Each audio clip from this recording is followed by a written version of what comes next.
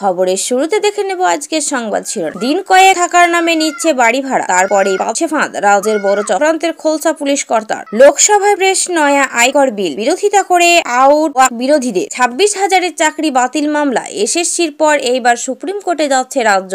Budget পুরো ফাঁকা কলসির মতো, পুরো বাজেট খতিয়ে পড়ে পয়েন্ট ধরে ধরে ঝোলালেন অভিষেক। 12 লক্ষ টাকা পর্যন্ত আয় করে ছাড় পেতে গেলে পকেট থেকে কত বছরে কত বেরোচ্ছে হিসাব কষে বললেন অভিষেক। মোহন ভগবতের সভাতে বাধা আর এস কর্তারা ছুটলেন হাইকোর্টে। লোকে খাটুনির টাকা পোস্ট অফিসে রাখছেন আর সেইখান থেকেই লোপাট হয়ে যাচ্ছে। বিরক্ত বিচারপতি ঘোষ। ফাঁকা বাড়িতে মেয়েটার ঘরে ঢুকেছিল প্রেমিক, প্রতিবেশীরা জানিয়ে দেয় মা বাবাকে। ছুটে বাড়ির দরজা খুলতেই মেয়ের অবস্থা দেখে স্তম্ভিত। ঋষভ পন্থের প্রাণ বাঁচিয়েছিলেন মৃত্যুর সঙ্গে লড়াই সেই নায়কের। খবর শুনলেন সংবাদ শিরোনাম, আসছি বিস্তারিত খবরে। প্রতিদিন নিয়মিত খবরের আপডেট পেতে মিমি নিউজ সংবাদ চ্যানেলটিকে সাবস্ক্রাইব করুন, পাশে থাকা বেল আইকনটিকে ক্লিক করুন। উল্লেখযোগ্য, গত কয়েক মাস ধরে রাজ্য সাইবার প্রতারণা যে হুড়মুড়িয়ে বেড়েছে সেই নিয়ে কোনো মতবিরোধ রাখছেন খোদ এডিজি দক্ষিণবঙ্গ। সম্প্রতি শয়ে শয়ে পড়ুয়ার ট্যাবের টাকা নিয়ে তৈরি হয়েছিল দ্বন্দ্ব। 1 মাসের প্রচেষ্টা, অবশেষে সাইবার নিরাপত্তার বড় সাফল্য রাজ্যের। বীরভূম থেকে জামতারা গ্যাংয়ের 3 সদস্যকে গ্রেপ্তার করল রাজ্য পুলিশের সাইবার শাখা। এছাড়াও গ্রেপ্তার করা হয়েছে আরও 46 জন সাইবার প্রতারক। বৃহস্পতিবার লোকসভায় নতুন আয়কর বিল পেশ করে কেন্দ্রীয় অর্থমন্ত্রী নির্মলা সীতারামন 1961 সালে আয়কর আইনের পরবর্তীতে এই নতুন আইন প্রণয়নের মরিয়া কেন্দ্র। সংশোধন নয়, বরং পুরনো আইনকে ভুলে নতুন আয়করের বিধান নিয়ে দেশকে চালাতে চান কেন্দ্রীয় অর্থমন্ত্রী। অবশেষে প্রতিরক্ষার অবসান। সম্ভাবনা ছিল সোমবার হয়তো লোকসভা পেশ হবে নতুন আয়কর বিল, কিন্তু তা হয়নি। সোমবার পেরিয়ে আজ বৃহস্পতিবার লোকসভায় নতুন আয়কর বিল পেশ করলে কেন্দ্রীয় অর্থমন্ত্রী নির্মলা সীতারামন 1961 সালের আয়কর আইনের পরবর্তীতে এই নতুন আইন প্রণয়নের মরিয়া কেন্দ্র। সংশোধন নয়, বরং পুরনো আইনকেই ভুলে নতুন আয়করের বিধানে দেশকে চালাতে চান কেন্দ্রীয় অর্থমন্ত্রী।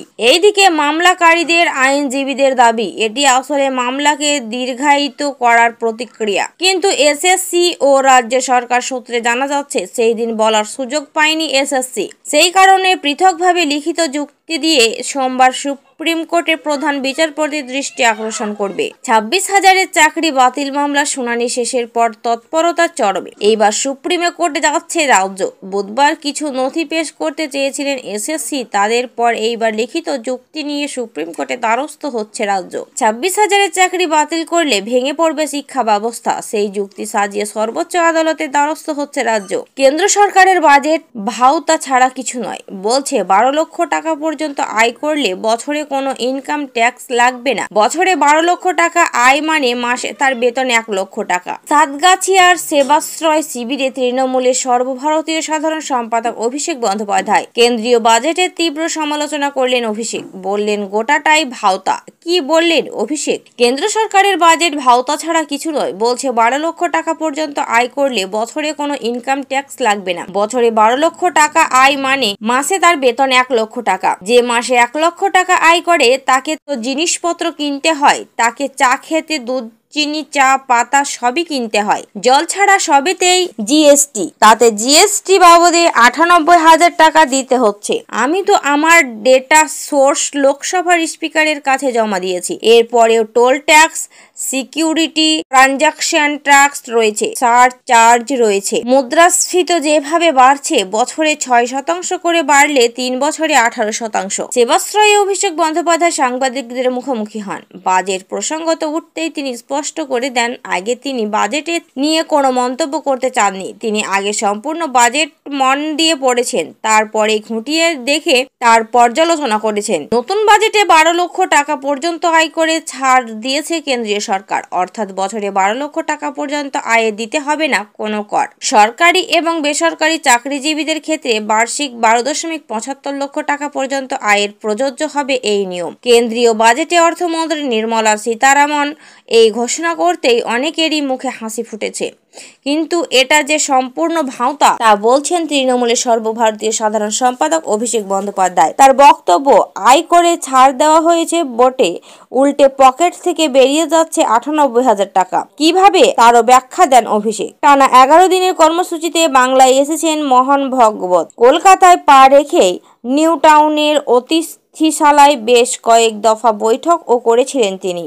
আর এসএসের দক্ষিণবঙ্গের নেতাকর্মীদের সঙ্গেই মূলত আলোচনা হয়। বাংলায় পা রেখেছেন আরএসএস প্রধান মোহন ভাগবত। ৬ তারিখ সন্ধ্যাতে কলকাতা বিমানবন্দরে নামার পর থেকেই যোগ দিচ্ছেন টানা কর্মসূচিতে। যাওয়ার কথা রয়েছে বর্ধমানেও। বর্তমানে সাই কমপ্লেক্সে রাষ্ট্রীয় স্বয়ংসেবা সংঘের অনুষ্ঠান রয়েছে। রবিবার সেই অনুষ্ঠানে প্রধান অতিথি হিসেবে থাকছেন মোহন ভাগবত। সেই অনুষ্ঠানে বাধা দেওয়া অভিযোগ ঘিরেই এখন তুমুল শোরগোল রাজনৈতিক মহলে। জল গড়ায় কলকাতা হাইকোর্ট পর্যন্ত। বিচারপতি এদিন পূর্ব বর্ধমান জেলা পুলিশের হাত থেকে এডিজি সিআইডিকে তদন্ত হস্তান্তর করেন। এই মামলার আগেই দায়িত্বে থাকা আরো আইওকে ডেকে পাঠানোর নির্দেশ দেন এডিজি সিআইডিকে। ওই ২ অফিসার এই তদন্তে কি পদক্ষেপ করছে তাদের থেকে ব্যাখ্যা নিতে হবে। কোনো চিটফান্ড নয়, পোস্ট অফিস থেকে গায়েব টাকা। ১২ লক্ষ টাকা গায়েবের ঘটনায় বিরক্ত আদালত।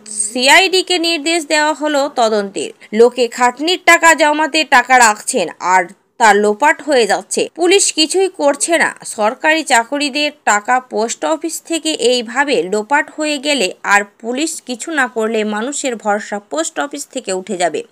পর্যবেক্ষণ বিচারপতি তীর্থকর ঘোষের। জানা গিয়েছে বুধবার দুপুরে বাড়িতে টুস্কি মণ্ডল বাড়িতে একা ছিলেন। অন্য কেউ না থাকার সুযোগ প্রেমিক তার বাড়িতে আসে বলে অভিযোগ। এরপর বাড়ি থেকে প্রেমিককে যেতে দেখে প্রতিবেশীরা টুস্কিকে এই পরিবারের লোকজন বাড়ি ফিরে এসে দেখেন তার মৃতদেহ পড়ে রয়েছে। বাড়িতে কেউ ছিল না। চুপি চুপি ঢুকে পড়েছিল প্রেমিক। যদিও বিষয়টি নজর এড়ায়নি প্রতিবেশীদের। তারা সঙ্গে সঙ্গে খবর দেয় মেয়েটির মা বাবাকে। তবে হয়তো ভাবেনি মেয়েটির এমন পরিণতি হবে। দরজা খুলতেই স্তম্ভিত সকলে। বিবেকের ডাকেই ঝাঁপিয়ে পড়েছিল গুরুতর দুর্ঘটনায় পড়া এক ব্যক্তি। কিছুটা সুস্থ হওয়ার পর পন্থ খোঁজ নেন। কৃতজ্ঞতা জানাতে সেই রজতকে একটি স্কুটার উপহার দিয়েছিলেন ভারতীয় দলের কিপার ব্যাটার। হাসপাতালে মৃত্যুর সঙ্গে লড়াই করছেন সেই রজত। সেই রাতটা যেমন ঋষভ পন্থ ভুলতে পারে না, তেমনি ভারতীয় ক্রিকেট প্রেমীরাও। মাকে সারপ্রাইজ দিতে গাড়ি নিয়ে বাড়ি রওনা হয়েছিল। নিজেই ড্রাইভ করছিলেন পন্থ। কিন্তু মাঝ রাস্তায় গুরুতর দুর্ঘটনা। সেই সময় ঠিক যেন দেবদূতের মতো হাজির হয়েছিলেন 2 জন। স্থানীয়দের সহযোগিতা দ্রুত হাসপাতালে নিয়ে যান ঋষভ পন্থকে। তাদেরই একজন রজত। কার জীবনে বাঁচিয়েছিলেন সেইটাই চিনতেন না ঋষভ পন্থকে। বিবেকের ডাকে ঝাঁপিয়ে পড়েছিলেন গুরুতর দুর্ঘটনায় পড়া এক ব্যক্তি। কিছুটা সুস্থ হওয়ার পরই পন্থ খোঁজ নেন। কৃতজ্ঞতা জানাতে সেই রজতকে একটি স্কুটার উপহার দিয়েছিলেন ভারতীয় দলের কিপার ব্যাটার। হাসপাতালে মৃত্যুর সঙ্গে লড়াই করছেন সেই রজতই। খবর শেষ হলো আজকের মতো এই পর্যন্ত।